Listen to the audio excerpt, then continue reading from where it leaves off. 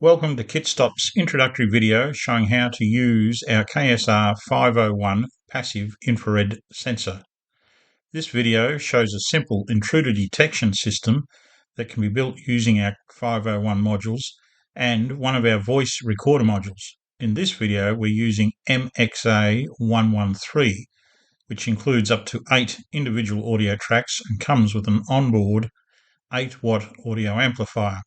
The main objectives of this project were 12 volt DC supply required, 8 watt audio playback, easy method for recording new or different audio tracks, the ability to have several sensors which all feed back to trigger a common one-track playback, also the ability to have other sensors which can play their own separate tracks. And such an example might be when you have different tracks that are needed to be played for different areas in a building. We will quickly introduce the system being demonstrated. The key functional blocks here are the power supply, the MXA113 digital recorder module, the 3 KSR 501 sensors.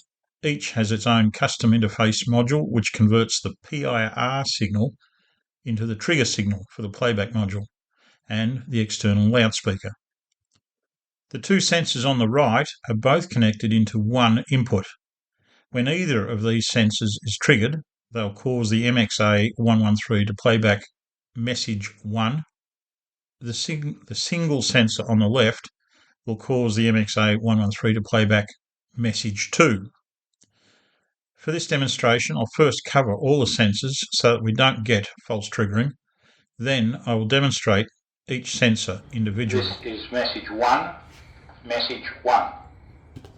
This is message 1. Message 1. This is message 1, message 1. This is message 1, message 1.